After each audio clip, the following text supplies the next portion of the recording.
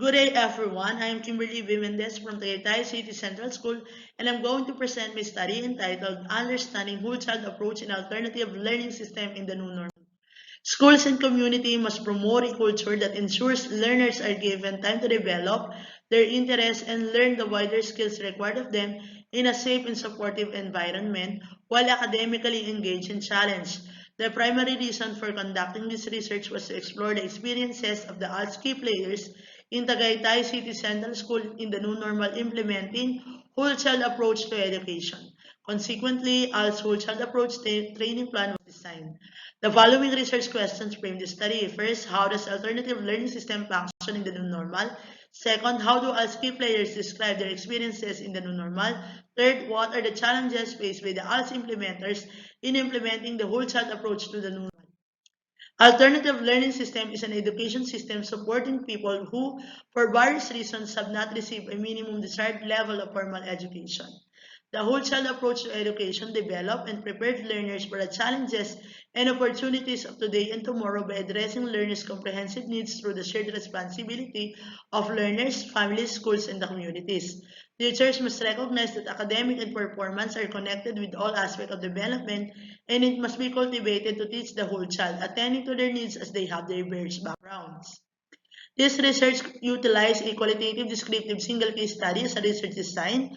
Purposeful sampling was used to select the participants of the study. The focus of the study was the participants who were willing to share and talk about their experiences in the ALS whole child approach implementation in the new normal. Interviews, focus group discussion, classroom observation, and documentary review were utilized to gather the sources of evidence. All interviews and focus group discussions were through an online platform on a day and time at which participants were most comfortable. Virtual interviews and focus group discussions were digitally recorded for transcription. Ethical principles were observed in the studies such as beneficence, autonomy, confidentiality, and anonymity, and also the health protocol. There were six themes emerged to answer the statement of the problem. First, significant elements of the transitioning to the new normal education, which is described under two subthemes, including time management and available resources.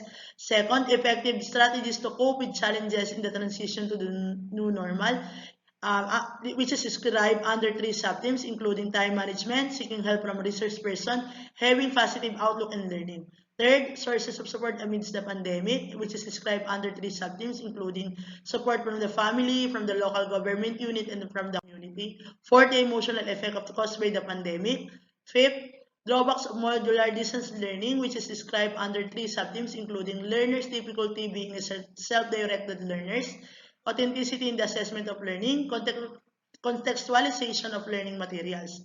Six, the approach in implementing whole child approach to education in the new normal setting, which is described under two subthemes, including communication, the lack of gadgets and internet connectivity, and then learners wearing several hats and lack of time.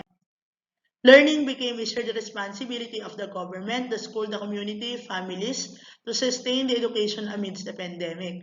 The finding of this study implied that in the midst of transition to the new normal, all skill players experienced numerous challenges in teaching and learning, such as communication and lack of gadgets and internet connectivity, the availability of learning resources, and time management.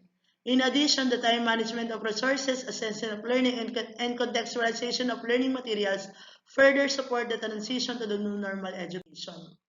Based on the qualitative analysis conveyed, it can be conducted that in the new normal setup, learning and teaching became a real challenge to the alternative learning system implementers and learners. Though ALS is already a module-based, there were still drawbacks to the modular distance learning modality. Learners have difficulty comprehending the lesson. They need guidance in answering their modules. Hence, the absence of their teachers made their life even more challenging. Moreover, gadgets, internet connection, and support, all kinds of support were needed and a huge age in the transitioning to the new normal of the ASCII players.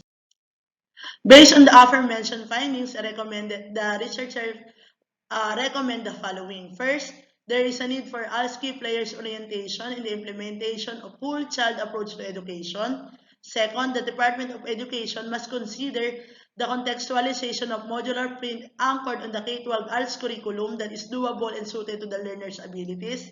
Third, the family, the schools, and community must work hand in hand to ensure that each learner is healthy, safe, engaged, supported, and challenged.